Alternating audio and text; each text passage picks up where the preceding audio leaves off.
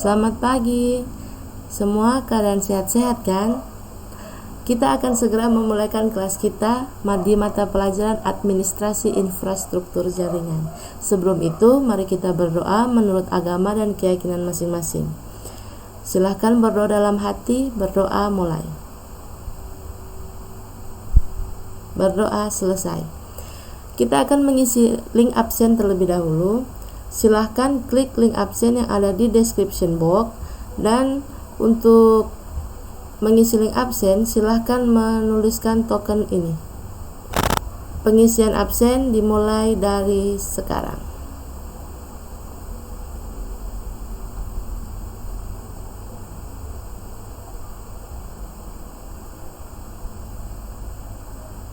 Terima kasih sudah mengisi absen.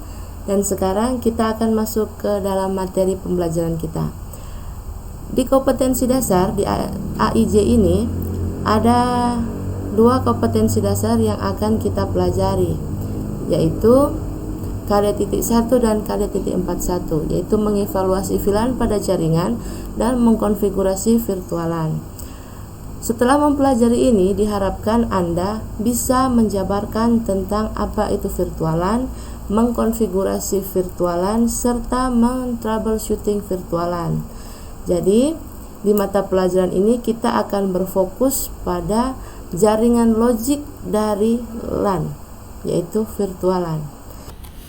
Baik anak-anak, kita masuk dalam pembelajaran kita, yaitu virtualan. Dalam pembelajaran ini ada beberapa sub pokok bahasan yang akan kita bahas, yaitu yang pertama, apa itu VLAN, kedua, keuntungan VLAN, ketiga, bagaimana VLAN dapat membatasi broadcast domain, keempat, menjelaskan bagaimana router digunakan untuk mengatur komunikasi antar VLAN, dan terakhir adalah tipe-tipe VLAN.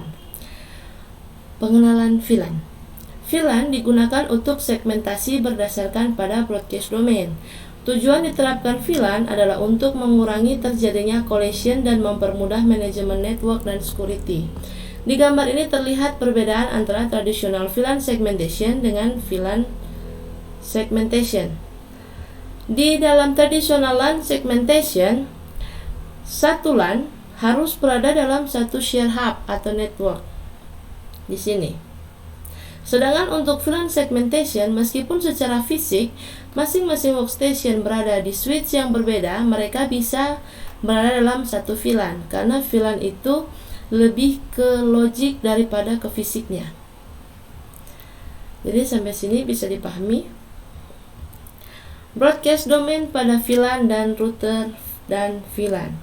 Setiap VLAN adalah satu broadcast, dan gambar di atas terdiri dari 3 broadcast domain. Menurut Anda, bagaimanakah indikasinya bahwa VLAN yang ada dalam gambar ini berada dalam 3 broadcast domain? Yang pertama dilihat dari blok warna ini. Saya buat blok warna yang berbeda karena menandakan bahwa setiap workstation yang berada dalam blok warna yang sama, mereka adalah satu VLAN, seperti di slide yang pertama tadi. Broadcast domain dengan VLAN dan router.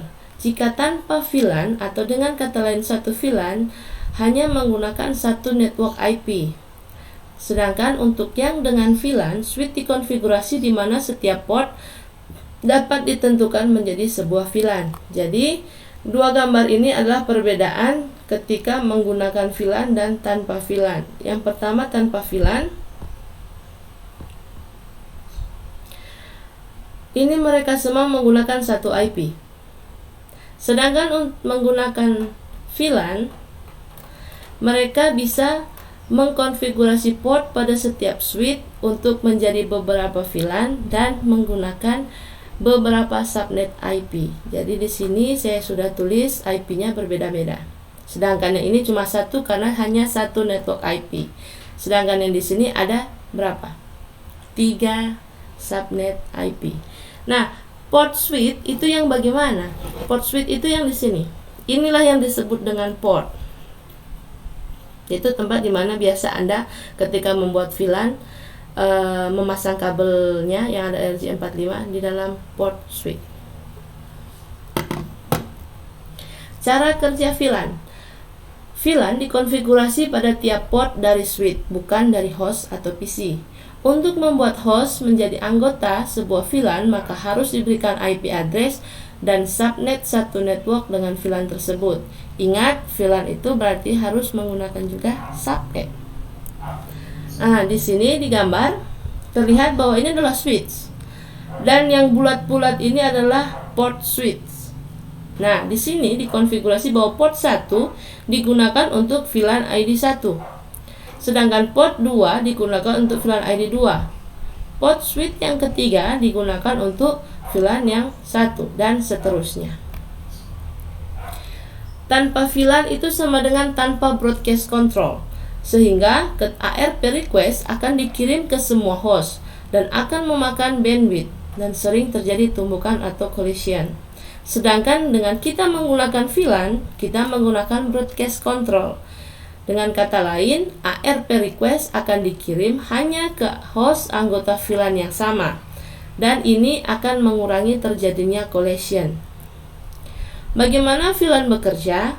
VLAN diklasifikasikan berdasarkan metode atau tipe yang digunakan untuk mengklasifikasikannya, baik menggunakan port ID yang di dalam switch, MAC address, protokol, atau aplikasi.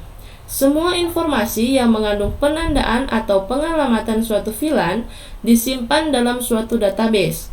Jika penandaannya berdasarkan port yang digunakan, maka database harus mengidentifikasikan port-port yang digunakan oleh VLAN.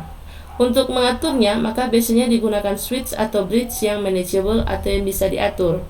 Ingat, dalam VLAN kita tidak bisa menggunakan hanya switch yang biasa, karena dalam VLAN kan diperlukan switch yang manageable. Nah, karena di dalam switch yang manageable itu, disitulah kita mengkonfigurasi ID VLAN. Kalau kita menggunakan port ID, bahkan ketika kita menggunakan MAC address maupun protokol, itu disetting di dalam switch manageable tersebut. VLAN tagging. VLAN tagging digunakan bila sebuah link akan membawa paket data untuk lebih dari satu VLAN. Paket tagging menghasilkan sebuah mekanisme yang mengontrol aliran broadcast dan aplikasi sehingga tidak terjadi interferensi baik di network dan aplikasi. Ini dikenal dengan trunk link atau VLAN trunking. Jadi, secara singkat, VLAN trunking atau trunking link ini dilihat di gambar ini. Dalam switch sebelah kiri, dia bisa mengirimkan paket data ke switch yang sebelah kanan hanya menggunakan satu kabel. Kan harusnya secara logika kalau satu VLAN, ya satu VLAN satu kabel. Sedangkan di dalam gambar ini ada VLAN 1, VLAN 2, VLAN 3. Di switch sebelah kanan pun seperti itu.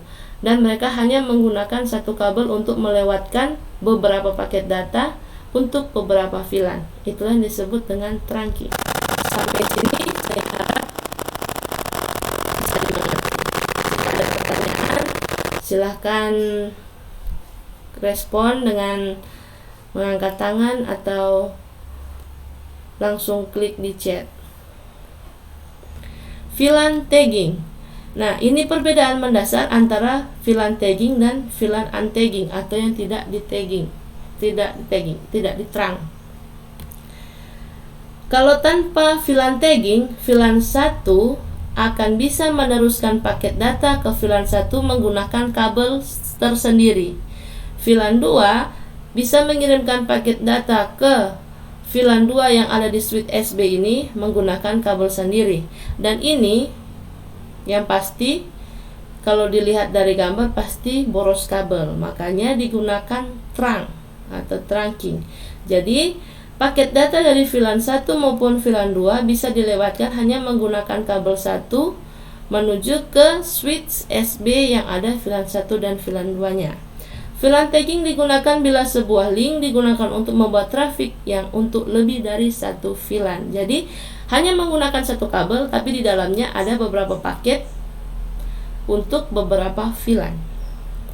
Nah, agar dapat membantu Anda dalam memahami dunia networking VLAN dan untuk bahasan VLAN selanjutnya di pertemuan yang akan datang, silahkan Anda memahami konsep-konsep dasar yang di bawah ini. Jadi silahkan catat dan silahkan cari, boleh mencari pakai Google dan sebagainya, yang penting sumbernya valid, hal-hal yang Mem sudah tuliskan ini. Baik anak-anak, pembelajaran kita pada hari ini telah selesai. Terima kasih telah mengikuti pelajaran dengan baik. Sebelum kita mengakhiri pembelajaran kita, marilah kita berdoa, dan kita akan berdoa dalam hati masing-masing. Mem akan pimpin doa. Mari kita berdoa. Berdoa selesai. Terima kasih, selamat siang, sampai berjumpa di pertemuan yang akan datang.